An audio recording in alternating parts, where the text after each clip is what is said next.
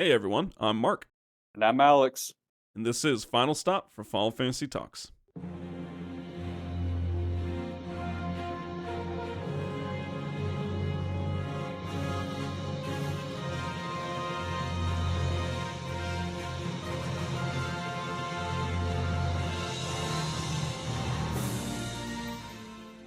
Welcome everyone to episode 70 of the Final Stop for Final Fantasy Talks podcast. So last episode we talked about all of the things of Dream Tidus, right? He's not real, guys. He's not a real person. He's a dream. Oh, we've been living a lie this whole time, but yes, we found that out. That's essentially where we left. We did that whole scene, and now we move into the Gagazet cave. First off, you're hit like instantly with crazy encounter rates. I know that's going to be really alarming to some of you, but can we just stop and talk about this? Okay, when I was way back at Besaid, man, I was chilling. I just met a bunch of people. I got this cool sword from this beach bum. And then, I walked through the whole island and I got into maybe 5 battles, 2 of which were forced, okay? Dude, I've walked 2 steps and I'm in 5 battles in this cave. This is just, I won't stand for it. It's out of control. I don't like it. The encounter rate is insane. Yeah, and it's been this way the whole Gagazet trial, right? I mean, Yes. remember when it used to be back when you didn't have, the HD remaster no encounters thing? So you were just getting so many encounters this whole time, and then of course they put the save sphere, way up to where you get into guaranteed 2 encounters before you can even save your game. Yeah. And then there's a whole bunch of new enemies here, right? I mean, so we have some same old ones. You'll still encounter the Bandersnatch wolf type enemy, the Bashura ogre type enemy, and then the Nidhogg along with the Machina guys. But man, these encounters are just rough. They are. It's not just straightforward anymore. Typical Final Fantasy fashion, how do you make battles more challenging? Well, sure, you give them more health and damage, but you start tossing in status elements, right? I mean, ailments will just screw you up, and so the Airyman, it's what, the floating eye, and it does the typical eye thing, but I don't know if this is like new starting with this model and moving forward or not, but every once in a while it'll do like this, dude, it reminds me of Zubat in Pokemon. It does like this supersonic like wee thing, Yeah. and it hits all. This actually hits pretty hard, man, for one of those enemies. Yeah. You're like, geez, no more just like eye zap anymore. It's like the Sonic Boom or Sonic Wave or something like that. Yeah, that guy, seriously, I mean, it's rough. And it usually comes in this encounter. It'll usually be the Airman and the Grendel, which is like kind of the dual new horn, sort right? of upgraded dual horn. Yeah, exactly, like the same thing in Mihin. But this dude's got 9,500 HP, and the Airman has 2,800. So you're starting to see like this huge increase in HP. And yeah, like you said, I mean, aside from that Sonic Wave attack, the Airman can cause confusion quite a bit. And with the Grendel, just use Dark Buster, things like that. Grendel, I think no magic defense, or at least increase. The Airman does, though, kind of same as the typical enemies that you would be able to one-shot with magic that were, either fast or flying, and they're just a different kind. Not really able to do that anymore. They really want you to use, Waka to take out the Airman, or Accumulation, obviously, for the Grendel, but Tidus for the Bandersnatch and all that. And so magic is not really being effective. I mean, heck, even the August spells with my booster Cactar, right? I mean, that's not even being able to get it done. 1,000? Yeah, it was about 1,000 on the Airman, so I had to blast him down with magic 3 times because Kamari couldn't hit him. He's just sitting there with. That's right. I'm like, oh my gosh, just hit him, please. Oh man, that is rough. Yeah, when you're in that situation when you can't use Waka, good luck hitting them. So like you said, you just got to use magic, even though it barely does anything to them. Yeah, just blasting off, not doing much. But there's also a Mandragora, which is just another Achu model. This one, I don't know. I felt like it's not that challenging, only because of the fire weakness. If I wasn't popping off my fire Agas, which again, between Yuna and Lulu both doing it, they're doing about 14,000 a turn, right? Yeah. And so that really makes short work of them. But other than that, I mean, they can just be dangerous because of the status again. Yeah, it's just got that annoying poison on hit with his regular attacks, which is really annoying with the Ochu type enemies. Yeah. But like you said, I mean, I've experienced that too. Mandragora has like no magic defense whatsoever because you hit him up with Fire. I think even Fire on well-developed Lulu does like 4,000 or so, Yeah. right? So the Agas are doing a ton. If you teach Yuna something, then yeah, he's pretty easy to take down. One enemy that's not though that's really really annoying around here is the Dark Flan. Got 12,800 HP, and again like a high HP Flan that you can't hardly do any damage to with physical attacks. Well, and magic doesn't do anything either. Like, it has super high magic defense. Honestly, I think the best route is probably to do an armor break route and go that way, because again, that was actually when I first, so last episode when I was making that, I was heading into, because to go back to what you just actually talked about, the save sphere when you first go into the cave isn't right there as it typically is in new areas, right? It is up a hill. And so last time for the episode we put together and stuff, I got to this and I started getting battles. I'm like, I'm done. So I was like, we're not going to go into the cave for this. We're just going to call it there. Because the first battle I got into was a Dark Flan. I'm like, no problem. Popped off a couple spells. Because I think the thing, too, it's half damage for all of the elements, I believe. I wouldn't be surprised. Yeah, he's pretty tough. And so I'm sitting in the 12.8K is the only thing that really makes this a challenge, because you got to slog through it no matter what, And so, for instance, I don't have armor break. So Kamari's sitting there, he's doing nothing. All my spells are doing nothing. I'm looking at him, I'm like, this dude ain't worth my time. So usually this time around when I played through the cave, I just fled. I just had to use Flee in the Dark Flans. And you don't have mental break either, huh? Because you don't have Orin. I do have mental break. So I was actually, because of the tiny little bit of Orins I went on to link up to the end route of Waka's, went through mental break. So I finally got something. So I do have mental break and triple foul. Haven't had Silence Buster, Dark Buster. Haven't had any of this stuff, man. It's been a pretty interesting playthrough. That's pretty crazy, because one little trick that I didn't actually know about. First of all, you can use Lancet with Kamari for White Wind. That's pretty cool. But surprisingly, this guy can also be silenced, which is pretty nuts. I mean, so you could just use Silence Buster on him and can't really do anything at that point. So that's pretty hilarious. Does he even attack? I'm not even sure. I'd have to try it. I just looked that up and thought that was kind of interesting. Because if that's the case, he probably doesn't do anything. It's been a while since I tried that. The last one we got here is the Behemoth, which is just, I don't know, dude. It's probably I love the model of Behemoth in 10. It just, they've already always kind of been looking like this up until, this point, but now they just look beefy, I mean, you got the PlayStation 2 graphics. It was like, geez, man, this thing's a boss. But yeah, he can be kind of challenging. I didn't really have any issue. It's just the heave, man. You just got to watch out for heave. Yeah, he's got a bunch of attacks. He's got Dundara, usually hits for about 1,500. He's got this tail sweep attack that hits the whole party for somewhere around 1,000 to 1,200. So he's got some pretty big attacks. But heave, like you said, usually for me in my game, my playthrough, if I'm not grinding excessively or anything like that, is a one-hit KO. Oh yeah. I mean, it hits for like 2,200 or something. It's like 3,000, man. It's like 3,200. And it doesn't miss either. I think it's unevadable. So yeah, Behemoth kind of sucks, and a lot of HP, 23,000. But there's some tricks. One is he can definitely be put to sleep. Nice. So that's pretty nice. I think he can be silenced, things like that. He can be poisoned. He can be zombified, things like that.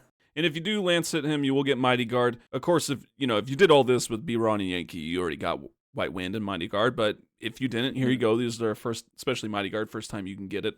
Essentially, go with the first little bit, you'll hit the save sphere. And so now you kind of have, a couple paths, but you go to the left, and fun times, man. There's water, so you know what that is. Everyone just gets in their bikinis and their swim trunks, and they're like, yeah, we have a good time, yeah? And then, it's stuff like that. No, you have to go ahead and go swimming, man. I don't want to go swimming in this playthrough. Yeah. Don't like it. I just thought of it. Why can't Kamari swim? I mean, what's keeping him? I don't know. I mean, seriously, like all the other Ronso are like 15 times bigger than him, and yeah, they're slow, but they can swim. They play blitzball. He's like, don't want to get my coat wet. Kamari, no do wet fur. Yeah, I just thought of that. He should be able to swim. He's physically able. Come on. Yeah, technically all of them. Maybe only Lulu. She'd have to take off her dress, which I know a lot of people wouldn't be complaining on that. No, not at all. Well, I sensed toxin, and I walked in on you, Lulu. Yeah. Moving on. So, as we all know, it is Tidus, Waka, and Riku time. TWR. So basically, On the In move. position. Oh, yeah. It was Make sure you check your equipment. Again, like I know I've kind of harped on this, is now's a good time. Maybe teach Riku Thundaga if you've got one of those black magic spell or spheres laying around. Lulu recommended it a long time ago. She was Yeah, really she trying to did. help you out. She was hinting. She was hinting something.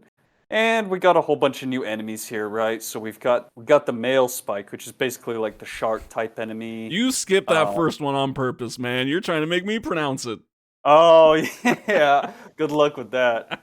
Yep, shark type enemy. Basically, just inflict darkness on them if you can. Dark buster, smoke grenades. Yeah, quite a bit of All health right, too for this one, especially for just the 3 party members. 10,000. exactly. Aculos, Achelos. Angelus. I don't know. That was good. Hmm. That was good. Something like that. But yes, so this is, dude, how would you, I don't know how you explain this. Like it's an interesting enemy type. Uh, yeah, it is sort of. It's kind of hard to explain. Like you said, it's sort of like a jellyfish type of Yeah, thing, but it that doesn't was I was gonna look like say a about jellyfish. jelly. Yeah, I mean its I'm movements not look sure. jelly. Let's just say that, Yeah. right? So yeah, this one is definitely the one that Riku could take out pretty easily with lightning if you did it. So if you had Thundaga, that would be great. It does counter though, and so God, I always hate things like counter because it just really adds an extra attack in. It's the animation time too. It's annoying. These guys, they have like a little sphere in the middle of their body, and then as soon as you attack them, they start charging. It starts like flashing or something like that. I think it's their next turn. Once you attack them, they start charging, and then their next turn they use the sonic wave move that does pretty decent damage. That's the thing around here is a lot of these guys actually can KO your characters pretty quickly. Like I know in the past I've had them kill Riku a lot, to be honest, because she has like no defense. The Yeah. male spike hits hard, and then you even get these basically the good old piranhas again right from the beginning, right? Yeah, that's hysterical. Splasher. I mean, Slasher. Yeah, so they all hit pretty hard, but anyways, you just swim down the corridor. It's really not that complicated. Although you do get to a fork in the tunnel, just stick to the left. I don't even know what the point of the right is. It leads to nothing. It's kind of a fake out. So just stick I think left. doesn't it? It kind of overlooks a couple of chests that we'll get to later, Yeah. right? I think that's what it is. So Yep. yeah, it's Yep. the tease you for that, but yeah, it's a complete dead end. Yeah, go to the left and you'll get this message. You'll get on dry land. You'll see this weird just object kind of spinning and doing things, and it says first trial of Gagazet. What do you mean the first trial? Man. Like what is this? Yeah, is this a cloister of trial or something? Like, I'm so tired of the damn trials. Take it easy, man. Take it easy.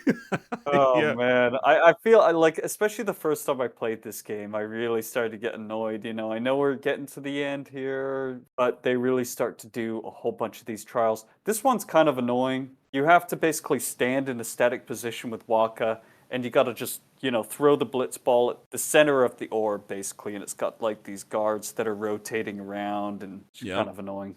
They rotate, so it opens up a couple spots. You just got to time it down. Yeah. I mean, you can do this essentially forever if you just really suck at it. So, keep hitting it if you don't know what to do, and eventually you'll get it, I would imagine. It usually doesn't take too long. Honestly, you could probably just tap X and eventually you'd hit it. It's just a game of timing, basically. And there's no penalty for missing or anything, so you can just sit here forever just trying. Yeah. Everyone out the back is like, what is taking them so long? But after you do it, you get a chest. And Alright. what could be in this chest? None other than a level 1 key sphere. Why are they giving these to us at this point? Like, I don't even understand. We have more than enough I for don't- everything on the board, so it'd just be for abilities. That is a troll, right? That's a total troll by the game. Like, it has to be. I mean, a level 1 key sphere, you're sitting here, you're like, cool. Okay, great. I can It's not finally like move level 1 Kamari off his sphere. starter little area. Yay. For real. I mean, they've become redundant at this point. You usually have like 4 or 5 of them just sitting At around least, because you've already yeah. gotten past the point of level 1 locks. But anyways, we'll take it. The real prize is that it sort of unlocks the next area to get to. Yes. So you have to do this. You have to do this trial. And, it wasn't until I was reading the notes and I started playing this, I'm just like, okay, I understand, guys. I mean, we'll sit here and we'll tear these games apart because it's easy and it's fun too. And I realize, yes, the story it's there, but let's also make it more realistic here, okay? So here's a trial. You got to get through Mount Gagazet, and the people developing these trials, these summoners a long time ago, they got together and like, all right, guys, what's a good thing? Like, well, target practice is pretty good. And they're all like shooting their bows like, yeah, man, you got to have target practice. Dude, what if someone doesn't have a bow, man? Like, what if a summoner comes? They don't have anything to throw at this. They got to pick up some rocks and just hope that they hit this thing? Like, okay, yes, we had Waka here. Well, convenient that we had Waka, who is a ranged character. Wow, amazing how that happened.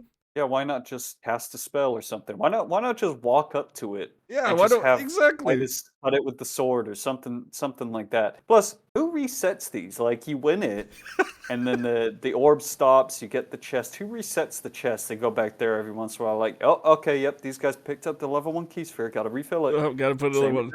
It might be Micah. That's why he's so tired. He's just resetting this thing.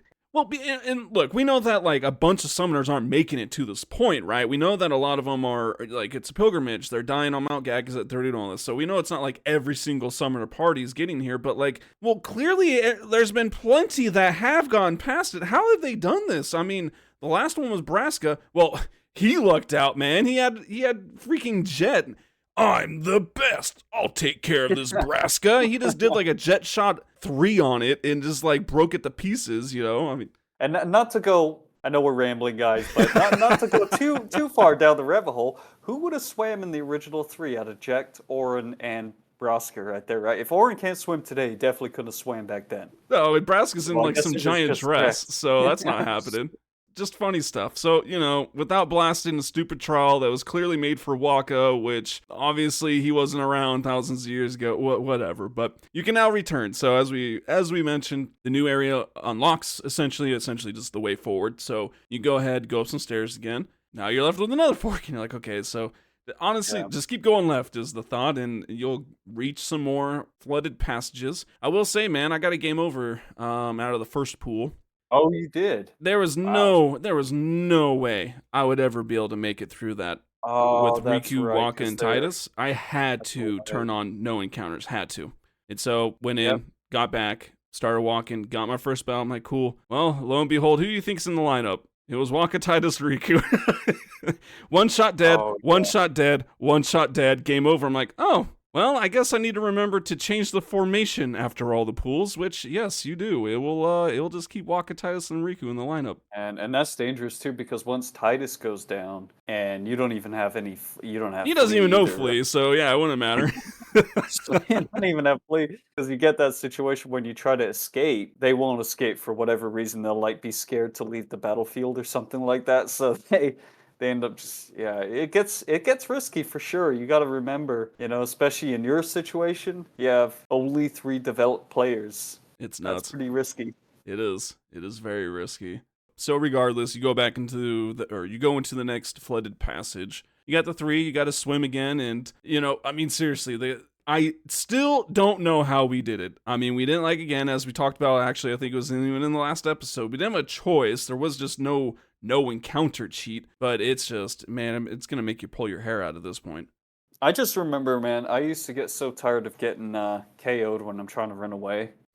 Especially you get a lot of like ambushes at this stage too, which just gets really, really annoying. It's why it's so useful. With Tidus, for example, like you have those chances early on to get first strike. Yep. And that is useful throughout the game because him with first strike plus flee can just avoid all of these headaches. Yeah. Yeah, because you get ambushed a lot. Those freaking the sharks, like I said, they'll hit really hard. They hit for like 800 damage. They just KO Riku, they KO Waka. They're none of them have good defense either. That's the other thing. Yes. Well, you go ahead, you swim on through, and you get the second Gagazet trial. I mean, each one has this little tooltip that comes up, right, and you get to read about it and all that. Pretty simple. You have 3 little circular coin-looking things in 3 colors and 3 sizes, and you have to decide who goes where. Pretty hard to do.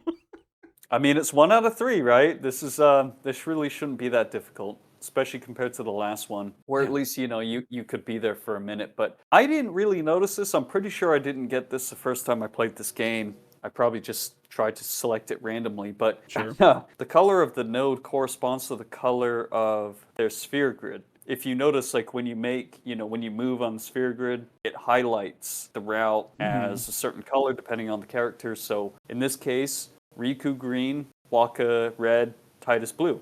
That's pretty much it.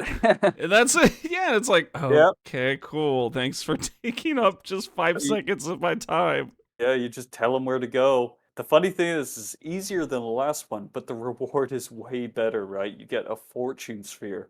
In which we've had a luck sphere. I'm thinking just one up to this point. Or maybe two, I don't know. But regardless, I think this is like maybe our second fortune sphere. And that's it. Like, that's, gosh, I mean, we're throughout the majority of the game, and so really make sure you just choose it on a character, you'll be most effective with.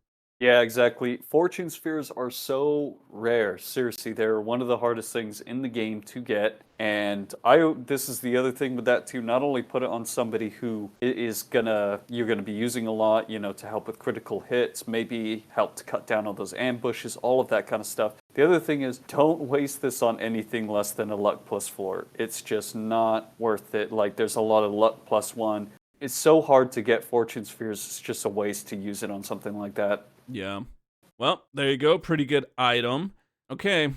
We had three little things that we had to touch, and how was Donna and Bartholo going to get through here? There's only two of them. like what was going to happen? How does anyone get through here if you don't have at least 3 bodies? Person that sets it up, they're like, all right, how many people do we have?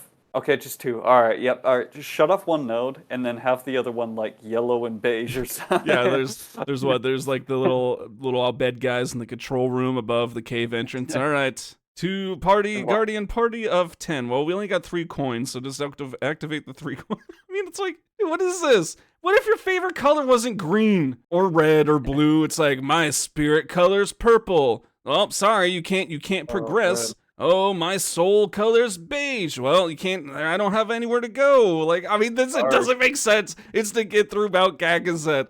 This is only designed for the people that are supposed to be here, which is Tidus's party, and the colors are only supposed to be red, blue, and green. So. I do have to apologize. I'm being a little selfish. It is his story, after all. It's not my story. It should be all blue. Yeah, this should have been blue, blue. Tidus, yes. Yeah, but anyways, after you get done with this, you pick up that fortune sphere, make the arduous long trek back through the flooded passage, basically go back to the original save sphere that we first got to. And now it's time to basically just get some chests. Yeah, one of the swimming passages, there's like 2 routes. I don't think it must have been the second one maybe. The 2 chests that we did get to look at and not get to, you can get to. And so one has a return sphere, which they're starting to give those to us quite a bit, and there's someone coming out that drops one, but that's good. I mean, I love return spheres. They're really effective, especially after you get through to their bottom lines, because most of their lines don't end somewhere you'd want to be. No, exactly. And even just from customization standpoint, First Strike, amazing. Yeah, that's true. At this point, you've definitely gotten enough to probably do what you want on the sphere grid and give somebody First Strike, which again, at this stage, invaluable with all of these ambushes. Yeah. And some of the end game places that we'll be getting to also, it's pretty much mandatory there. Yeah. Pretty much, yeah. And then the other chest has Recovery Ring, which, gosh, dude, why is HP Stroll even a thing? I mean, honestly, it's like the most worthless ability in all of Final Fantasies, just about, in my opinion. Like, it's never enough to make it be like, okay, yes, I felt like this was beneficial to use this. Well, exactly. I mean, it's always been weird to me, too, because usually you want to equip something that's going to help you survive in the battle, right? Yeah. This is something that ain't going to help out with that. It's just basically when you're out of battle, my HP recovers for a little bit, maybe by a couple hundred before the next battle. Who cares? let me get out and equip my recovery ring while I walk around. About to get into a battle. I got my sixth sense going on. Let me switch it off. I mean, just use cure. Just use cure. Well, just cure yourself. And it's also a one ability thing. Doesn't even have an empty slot. I mean, I'm sorry. It's like, come on, guys. At least put something good in there. That's my whole thing. It Yes. always just gets weird because I can honestly say it's sort of a developer oversight when you give an item. I can honestly say I've never naturally used recovery ring. I'm No. pretty sure you can say the same. I'm pretty sure most people can say it's just useless. Yep. If you're gonna give us chest, give us something good. I mean, and it's got to be more beneficial than my other rings and Yeah, stuff, right? HP Stroll, come on. HP scroll. Hey, It's not gonna cut it. that's our rant on that one. Just give So me the gil no worries. value in the chest. Just do that. And just sell it for me Yeah, automatically. Like I don't might as even want well. to have to waste the time selling this. It's usually only worth like 1,500 gil too. Woohoo! It's the other kicker. So Go buy myself 5 holy waters right there. All right. Well, yes. Go all the way back to the beginning. There was definitely the thing that you noticed. If you went down to the first pool we got to, there was like this little alcove on the right that we couldn't get. There was a chasm. Yeah. Somehow, I guess by touching the trials, some giant. What are the ones that are hanging from the top? Which ones are those? stalactite. Stalactites. See, I don't even know what it Yeah. was. They just fell down. No one heard a thing. But it's like you could walk across it now. I was like, how did this get filled in? Like, what the world? Yeah, somebody came by and filled it in. They knew that we passed the trials because that's basically what it is. I think that's the trigger. Once you beat the second one, this one becomes available. Okay. And not as bad as the other one, I will say. I mean, it depends on situation. It is very situational, but it is Pep Talk for Waka. And this is really interesting because it's actually a 4-slot armor that has SOS Null Blaze, SOS Null Shock, SOS Null Frost, and SOS Null Tide. Okay. That's pretty cool. I mean, if he's in critical, he's immune to all 4 elements. Yeah, particularly good against, obviously, if you know magic is going to be a factor and it's dangerous. Yeah. So, and well, at this point, this is like the whole entire cave. So we did it all. There was just that kind of top path that you could go to in the second pool. You probably saw it on the actual map itself. But now the indicator's there that we need to go this way. And so you go on up it and you start to get this cutscene with Orin. I guess it's just maybe is what happens every time, and that's how he knows it because he's been here before, but he has his orange senses are tingling, and he's like, Unalesca, since fiends, or something like that. Yeah, I'm guessing it's part of the ritual. I'm guessing this happens every single time because he knows it. He's been through this, we're coming up. And that's the thing we're going to be kind of getting some more insight into as well, is how Orin is feeling. Think about how this is not his first time getting this far, getting this close to Zanarkand, already having dealt with Braska's situation and all of that stuff, now doing it again. But yeah, basically he alludes that, Unalesca, we've heard of her before, sent fiends to challenge Yuna. Yeah, major foreshadowing.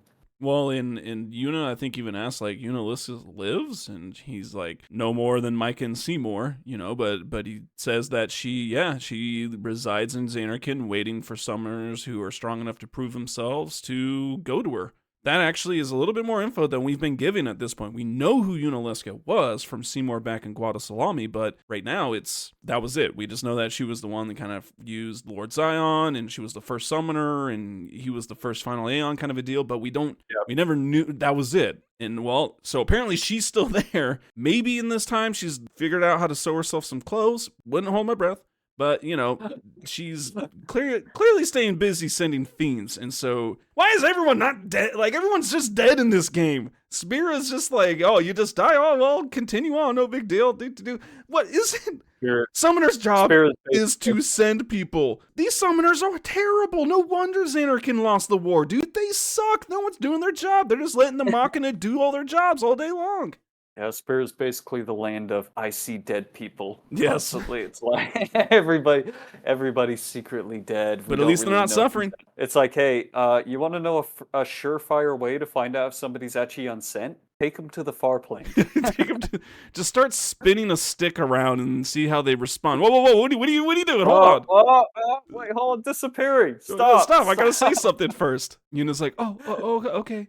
Hold up a minute, man. Hold up. I gotta set up my life insurance here, okay? Yeah, give me time to prepare. My goodness. Well, after the scene up the little hill, there's another save sphere. Dude, it's funny. This area is very tiny, but there's 3 save spheres. That's how much they knew how many encounters you were going to be getting into. I mean, that's insane. Yeah. They definitely need to be getting some game overs. Yeah. And honestly, too, I will say, one quick break before we kind of finish and walk out of here is that Magic booster, you guys gotta be careful. That eats through MP like nothing. I mean, like, Oh, for my sure. August spells at 32, you know, he casts like 5. I'm like, oh, time to hit up the save sphere. Yeah, it gets rough. Definitely. You so kind of got to use those level 2 spells at this point Yeah. still. All right, well, we do know there's something coming, but we are actually going to go to our short segment first, so let's go ahead and get to it. All right, so we're staying on the favorites. We decided to talk about like our favorite, I'm calling it favorite like chocobo system, I don't know, but just like chocobos within each Final Fantasy, you know? Because honestly, it varies quite a bit between Yeah, it does. 7, 8, 9, and then kind of 10's kind of the last one. They're kind of in 12, but don't know if you could really count it. Obviously, Yeah. that's not my favorite. So, No, exactly. You could throw in 12 and 13 even. I don't know much about 15, so I'm not going to speak to that. I know they're in there, but I don't know too much more about it. But anyways, yeah. what about you? What's your favorite? Yeah, I was thinking, man, I just remember the most time with chocobos I've had. Now, this is actually a pretty close one. 9 was a very close runner-up, just because, I mean, if you listen to our podcast, I mean, we beat that to death, you know, with the whole chocobo system. But it was just really fun. I'd have to say 7, man. I loved 7 because I loved breeding them. I loved the races themselves, and you know, obviously the kind of the older style with you got the world map and you're like just riding the chocobo. You know, it's hysterical. You're riding on the ocean. Man. It's like, oh, I'm just riding a chocobo on an ocean. No big deal. Yeah, nostalgia overload, honestly, on that. I can even picture it with the music and everything like that. Especially when you get the ability, like you said, to do basically run across the ocean, go over all the mountains, everything. And the only thing it couldn't tackle was like the seaside cliffs. Can't do it, man. That is a good one. That is a good one. It was a little frustrating with the breeding, but once you kind of just research it a little bit, it's not too bad. It's just, yeah, kind of a little of an annoying factor to get Knights of the Round by having to go that route. But still, I thought it was really cool. I liked how early on you got them too. You know, a lot of them do provide you chocobos really early on, but I thought that was pretty awesome in that also. Yep, and I agree with you. I think, I mean, part of my decision on this is also how well they encompassed it in the game, right? So, like 7, you know, it had a lot of depth to it. Had basically a whole side quest associated with it. I'm going to go with Final Fantasy 9, again, for that same reason, you know, just because I love the Chocobo Hunt Cold minigame. Same kind of thing as 7, really. You have accessibility to them on the world map with the Chocobo tracks. You know, you've got a whole mini game associated with its own prizes and pretty significant prizes at that. The hot peppers too and stuff. Oh, for sure, yeah. So 9 is good. I guess follow-up for me would honestly be, aside from 7, 8. But 8 just really, you know, it was just such a frustrating side quest with 8, so... Well, and I still, to this day, have barely even touched it in 8, you know, and I've played that game quite a bit. I don't blame you. Kind of some runner-ups here, or not even runner. How about least favorites again? Yeah, well, I mean, 12 once again, I think just fails that horribly. I mean, you can ride them, but what a just not fun experience you don't have, like, it is. A side quest. Yeah, you're just exactly. renting them basically just to run past enemies, essentially, is all you're doing. And same thing with 13, you know, you can use them, there's that little side quest thing, and you can get some, like, treasure and stuff, but only on the Grand Pulse. That was my least favorite part in that game. Couldn't even do it all the way. Well, we'll get to that. Could be a family show, I don't know. Yeah, we'll get there. Yeah, someday we'll get to 13. Man.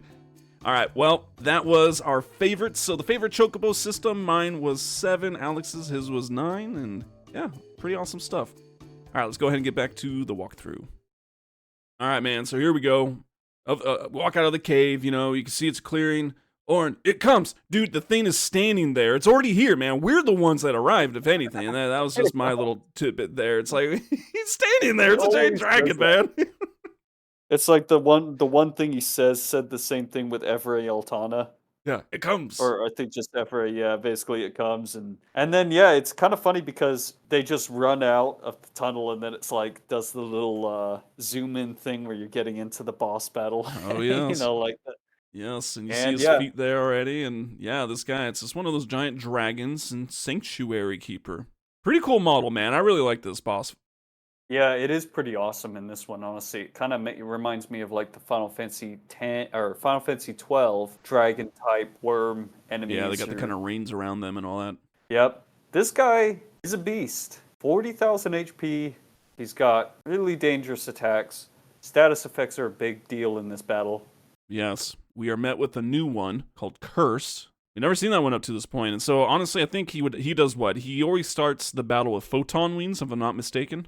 Yeah, usually. I don't know if it's predetermined, but he definitely does. One thing I will say about Sanctuary Keeper is that he has a sequence of attacks that he does, and he's actually got pretty smart RNG decision making because, as we'll talk about with some things, he actually, can react to certain things that you do.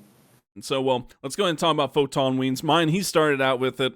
It's kind of a doozy, man. It really is. You're going to want to have your wards and proofs on if you're able to have it, because, I mean, photon wings hits the whole party. Does an okay amount. It's about like 1,000 to 1,500 or so, but it can confuse, sleep, silence, darkness, and curse. Oh, that's fun. Curse is the only one we haven't encountered, as I just mentioned, and its main thing, it removes the ability to use overdrives. Oh, it's sad. So if you kept all of them and you're like, yeah, gonna get this boss, joke's on you. You can always switch somebody out, but just make sure that if they do have an overdrive, you probably want to use it before he uses photon wings. Another thing, too, is if you really are struggling with this battle, like I know I did back in the day, Sure. Good news is that in the cave, the Araman enemy, you can steal musk items, usually 2 to 3 at a time. And so if you get enough of those, you can start to customize some confused ward and confused proof armors if you're really having a hard time. Aside from that, some of the other attacks he has, tail sweep is also really annoying. It hits everybody. Didn't know this, it actually negates haste, so that's pretty bad. Dude, I am sure in my encounters in the past, I've had haste on, and then I go and I'm like, wait a second, where'd it go? And yeah, no, it does, because I mean, I read these notes, and then I played, and I did it, and he swept, and I was like, this makes a lot of sense on why I was probably frustrated in the past. I mean, I don't remember, but I'm sure it happened. It's like, dude, what the heck, man? I just used Taste Dog, and no one has anymore. Oh, yeah. And exactly, and I know that used to happen to me as well. Another sneaky kind of behind-the-scenes cause of this attack, too, or effect, is it actually causes like a delay, sort of like Tidus's delay attack. So if you find that when he uses tail sweep and then gets a quick turn after that, that's probably why. Yeah, and he has a mana beam that he likes to do. It's okay. It's like about 2,000 or so. It's a little nasty. And so something also, I think, kind of going to what you're talking about with the kind of a little bit smarter RNG, which can be used to your benefit, though. Well, I guess either way you want to look at it, but if you do use bio, right, so you poison him, which is always recommended. A lot of these bosses, you probably should do that first off, just because, it's a slow trickle. We talked about it with Seymour Flux or whatever the last one was, and, how doing that. And with him, though, there's a pretty good chance on his following turn, he'll cure that off himself. He'll use Asuna on himself. Here's the way I look at it, right?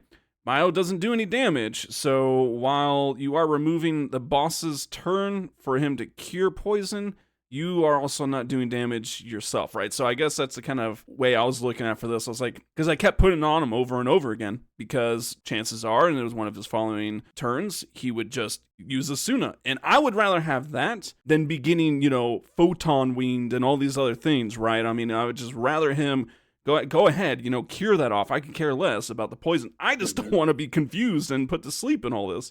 I mean, that's true. It does delay him for a minute because he has another counter attack as well. If you try to slow him with Tidus, cast haste on himself. So he kind of has, and that doesn't take up a turn either. That's just a counter attack, I believe. So he has a couple of tricks up his sleeve. One really funny thing that you can do, and he tends to do this on your characters as well. He likes to cast Reflect. So you can actually cast Reflect on him, and at a certain point in the battle, when he gets really low on health, he'll try to heal himself. Yeah, well, and it's Kiragas this time, too. It's not just like a couple thousand Kiras like back at Seymour Noctis. Yep, it's a good way of dealing with it, because he'll just be healing one of your party members. You can cast Reflect on one of your characters and bounce things off them to hit him with magic still. So there's a bunch of different things you can do. Armor, mental break, that's just kind of a basic thing, a given, right? You should probably always be doing this. I don't know, I didn't have too much trouble. I'm just, dude, this party I'm getting, it's starting to just be, it has so much firepower in it. As long as I'm able to use magic. If I can't use magic or it's something, then I'm in big doo-doo. But with this guy, I mean, gosh, dude, the ladies were just going to town, blasting him to bits, with August spells. It was just insane. And 40K isn't really that much, to be honest, especially when True. you consider that, Behemoth had 23K, just regular battles. Like Mandragora had 32K. Yeah. So for a boss, really not that big of a deal as long as you can deal with the status effects. Confuse the big one, to be honest. Like that one's really going to be annoying if you don't have any confused protection, but Yeah. it is kind of luck based as well. Sometimes it hits, sometimes it doesn't. Yeah, ailments, status ailments, and basically a whole party damage is kind of his MO for this. So not too tough. Can be a frustrating fight for sure if you Yeah, just kind of get unlucky, absolutely. or I mean that's the thing. Sometimes it's like the whole party will get confused, and then you kind of just panic a little bit and like, oh boy, let's see what happens. And all right, well, and you do get another return sphere for winning. So we just talked about it, and it's like pretty cool. I mean, I'll take all of them, man. Keep giving them to me. This is for sure. Yeah, exactly. I mean, they're so useful. All right, well, when you are finished, you're just there, and Riku's like, hey, let's stop. Orin's like, there's no need. There's like literally a rest at the summit. We're at the top of the hill. I don't know if he was calling her out on it or something, but that's what she was trying to do, is stall. Right? She's like, well, that's the Yeah. point, is, we could stop now and then maybe stop later. I think it's a little too late for that, Riku. I think that boat has come and sailed. Have you thought of anything? Well. We're at that point. Once we get over this peak here, and we're pretty much already there, we're in Zanarkand. Yeah. And so Tidus is also not feeling very good, right? He's like, "Oh man, I just can't believe that we're here. I can't believe that we're already at that point." And yeah, Waka kind of has to sort of pick him up, right? And he's Yeah. like, "Man, this is it. This is what we've been waiting for this entire time." I forget particularly what was said, but Orin just does the kind of grunt laugh, and Ty's like, what's so funny? And it's just like, when I was right here with Braska, I felt pretty much exactly like you did. He's like, I thought my Mm-hmm. resolve was strong. I thought my mind was made up and all this, but Yeah. closer they got to Zanarkand, same feelings he had. He's like, he realized, like, man, Braska's about to die. Like, we're getting to this. And yes, it has good connotations to it, but the bad one is that my best friend's about to die, and so that's kind of an interesting thing. I really like this point with Orin and these two guys because, it's funny. Waka comes, he's like, oh, even legendary guardians choke sometimes too, yeah? Or it's like, just like any guy's legendary guardian. He's like, dude, I was just a boy, man. He was like, I was about a Yeah. boy your age, like, yeah, sure, I did all that, I accomplished these things, and then I got fame because of it, but in the moment, he's like, I'm just a young guy just like you are. It's pretty crazy because he's like, I tried to change the world, but at the end of the day, I changed nothing. And that's what I was saying too earlier. When you think about it, this part is really crazy to kind of put yourself into Oren's shoes and realize that this is the second time now that he's doing it. At this point, we don't have any ideas. We don't know what we're going to do differently, right? We're just, as far as he knows and everybody's concerned, we're just heading into the same situation of sacrificing the summoner for the greater good. And yeah, I mean, they're all just feeling really burnt out about it, and they're having doubts. They're like, no, I'm not sure that we actually want to do this. I mean, is there Yeah. no other way? But we haven't thought of anything yet. It's a good part. I also just kind of chuckle when, Orin's like, he's like so old and wise when, and stuff. And it's like, okay, you were his age when you were here. That was 10 years ago. So you're like early 30s, man. First off, you don't look it, as we've kind of talked about, time to get off the hard drugs, man. Like, it's, oh boy, yeah, you can't die again. So stop Right. doing them. But yeah, no, it's, Technically, he is dead. Yeah, he yeah, is. he's dead, That's man. why he looks so bad. Yeah, well, I mean, did he look that bad when he died? I mean, do you still age when you're dying? I mean, I don't understand how this Boy, works. yeah, good point. And Waka is like 22, right? Yeah, so Somewhere Orin around would be about 32. It's like, dude, you're easily in your 50s. You ain't fooling no one. All right, that's not happening.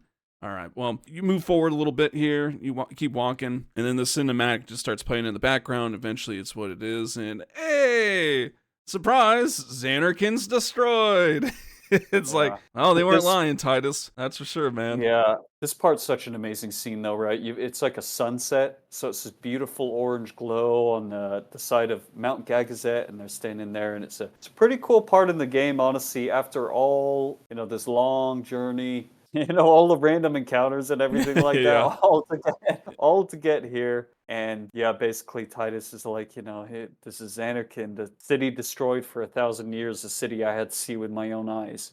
The last chapter in my story. What's this book called, man? there and again, a Dreamer Boys adventure. Yeah, it's like The Hobbit. There and back again. A story by Tidus Baggins. Yeah, yeah, exactly. See, Yeah. the And then he cover's has just that. empty because there's the ghost boy doesn't have a face. He's not real. He's a ghost. There's that one part where he's basically like, my thoughts kept floating up in the air and slipping through my fingers before I could pin them down with words or something Yeah, like that. that was about it. Yep, that was about Yeah, it. it gets very poetic, basically, is my Yes. point. They didn't spend very much time on like Titus's reaction to it. It's like, dude, this would have been a really big deal, I would think, right? Your whole entire home, you've been forever, and you're there, and it's amazing. It's this gigantic city. It'd be like you live in New York City your whole entire life, and then, this giant Godzilla thing comes and transports you into the same world, but in the future, apparently 1,000 years. You get back to where your home was, and it's just like, it's like a nuclear wasteland. You'd be like, whoa. I mean, like, seriously, that would be like very... I don't necessarily know traumatizing because he didn't witness it, but like that would be like a really big moment. Like, oh my gosh, it really is actually destroyed. Like, holy cow, this is insane. I think after the whole dream sequence where he realized that he can't go back, was a dream basically that they can't sustain and everything, he's kind of accepted it at this point, it is interesting though. He's he just accepted it for what it is. Well, we get a moment between Riku and Yuna. It's the same things we already know. She doesn't want Yuna to go down there. Like, just don't do it, yeah. Because of Yuna's, she's like, Yuna, I say no. And, it's like, okay, well, she says yes. So where's that leave? But same kind of thing. Wish we had more time. We could think of something, slow down, sort of deal. It kind of starts going into like this more, Yuna's like, tell Sid I said goodbye. You can tell him yourself, and it's just like, guys, we still gotta get down there. Like, holy cow, we're having like our farewell goodbyes right now. Like, we got a little bit to go. How about we go and do that down there? Yeah, pretty much. And then Yuna's just doing her classic, like, it's okay, I'll be fine, kind of thing. Yep. So it's very sad. I will just say, I'm very surprised they couldn't think of something. Right. They are, because they didn't. I'm really surprised they couldn't think of something about a whole supernatural force that they literally know nothing about. They didn't even know that Unaliska was still alive and doing it. Let's see what else. They don't know any of this, but it's like, we'll think of a new way for time travel. You don't even know how to time travel as it is. How are you going to think of a new way? It's like that's. Yeah. My mind is trying to think of quantum physics and think of a new ways to do new theories when I don't even know what that stuff is. Tidus, PhD, physicist, Nobel Prize. He's a cynicist. Figured out time travel. You have sin in your life? Call Tidus. He'll work it out so that way no one dies. My motto? I'll think of another way. Yeah, and usually that way is just, hey, let's just get really strong in battle, guys, and then we can just fight everything. Right? That usually tends to work out. We'll just fight. I mean, we'll get to Unaleska, we'll talk to her, and see how that goes. Yes. While she was moving towards Riku to like hug her or something like that, we did see like a sphere fell out. That was all that showed it in that. But once the scene's over and you can walk, I think you have to interact with this, don't you? I'm pretty sure you do. Yeah, I think so. I don't know, actually. That's a good question, but you definitely want to. It gives a lot of backstory. It does. Yep. And so you fire it up. Tidus starts holding it. At first he's holding it to his ear and it's just sitting there. And it's like, all right, get on with it, guys. But you could start to hear the ocean, right? So that's kind of like he's starting to listen to it that way. It's basically like Yuna's last will and testament, essentially, is what it is. She did that way back in Mihen. You can see, like, as it starts and start talking, you're like, oh, okay, so that's what she was doing, right before she was caught doing her drugs. What's she up to? What's she up to? Nothing. Hide it. Yeah, hide it all. Put it out. No, and so she starts out with Auron, right? She addresses Auron. And I always love this because if you think back at Mihen, dude, that was so early. She barely even knew Tidus. She walked down like 2 feet with Auron. Whatever. He was the one that told Kamari to take her away as a child. Couldn't have believed and dreamed that Auron would have been her guardian as well as her father's, and so she's just like offering her thanks for that. You also get a little bit of the Kamari story that kind of goes along with that.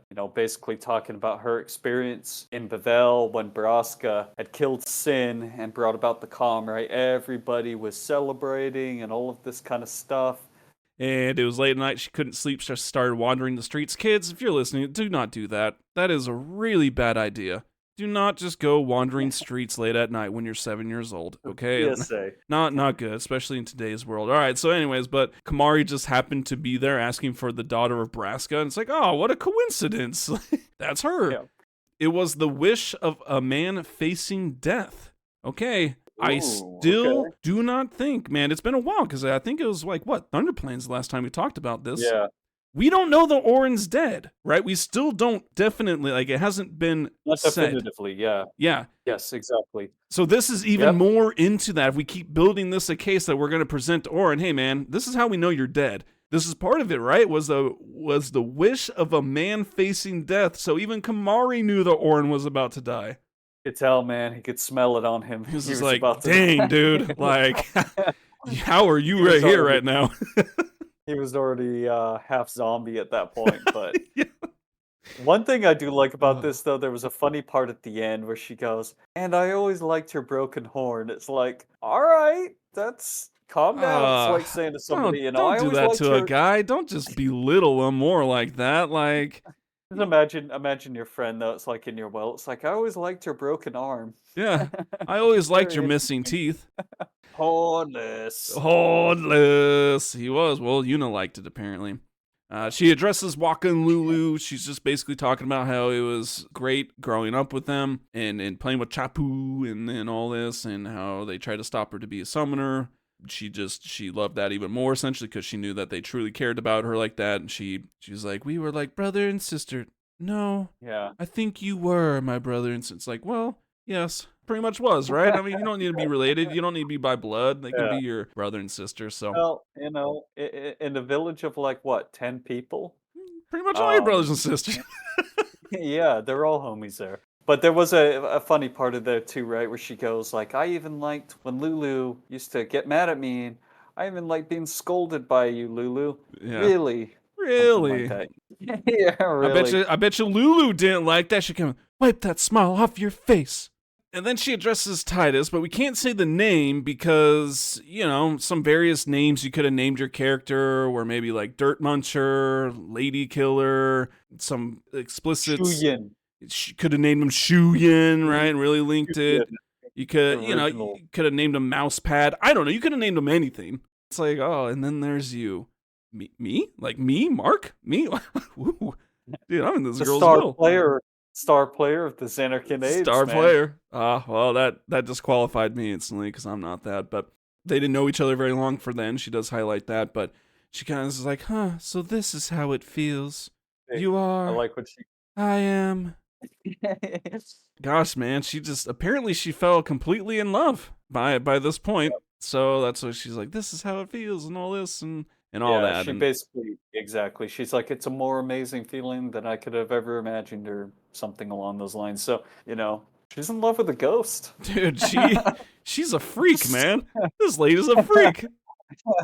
I mean, her husband is a zombie megalomaniac, and her crush is a ghost, dude. This girl needs help. Oh, man. Seriously, though. It's interesting. Let's call Dr. Phil, man. What is she supposed to do? I'm in a tough spot, Doc. Do I stay with my husband who wants to kill the whole entire world, who I'm legally bound and married, or do I go after my ghost boyfriend? On Dr. Phil, she's just like, oh, you try find somebody who's not dead. Yeah. Spira.